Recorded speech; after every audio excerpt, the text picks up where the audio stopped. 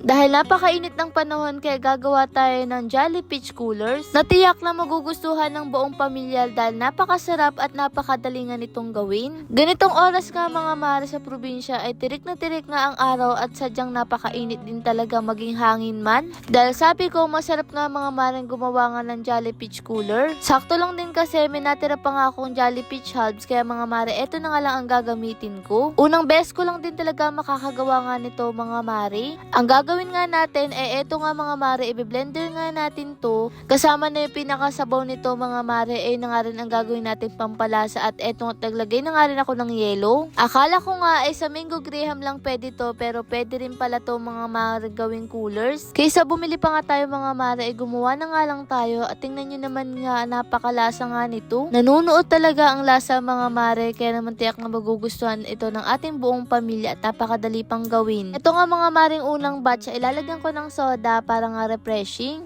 Etong 4 lang na to mga mare pero kitang kita nyo naman nga napakasarap nito lalo na pag sobrang lamig. Ngayon lang din talaga ako nakatikim nito mga mare pero talagang masasabi kong napakasarap niya. Pero bukod nga mga mare sa soda para mas gusto mo nga yung medyo malapot ay pwede rin naman ngang gatas. Kaya naman nga yung natitirang isang lata i-blender ko na nga rin at lalagyan ko tong gatas para mas creamy. O diba napakarami ngang pwedeng gawin dito mga mare at naglagay na nga rin ako ng gatas. Saktong-sakto nga to sa mainit na panahon at pwede nga rin tong pang negosyo. Nakadali nga lang nito at hindi ka talaga mga mare mai-stress. Pagkatapos ng mga mare sinalin ko na nga sa napakaraming yelo at pwede nyo rin pala tong lagyan nga ng lemon. Nasa sa inyo nga kung paano nyo siya mga mare gagawin pero napakadali lang nitong gawin at ganito nga ang itsura niya. Mas magugustuhan nga ito ng mga bata mga mare kaysa nga yung bibili nga tayong nakasashay. Dito talagang masasabi mong masarap na masarap siya. Ito nga si Sophia first time lang din kasi niya makakatikim. Ayan nga sabi ko masarap yun. Nung una nga nag-aalangan siya pero sabi niya okay na okay nga. Sakto medyo marami nga tayong bata dito kaya ayan binigyan ko na nga rin etong si Sian. Mga tuwang-tuwa nga at talaga naman nga mga maring napadami nga ang kanilang pag-inom. Ako nga mas gusto ko yung walang gatas, mas gusto ko yung may soda kaya naman nga ang ininom ko pero etong si Ran mas gusto nga etong may gatas. O diba sa ganong kadali mga mare makakagawa ka na nga ng malamig para nga sa mainit na panahon. Ang kailangan mo lang din talaga mga mare etong Jolly Peach Halves. Pati nga etong silain ng mga mare ay talagang gustong gusto nga rin nila kaya pwede nyo na nga rin itry ito sa bahay.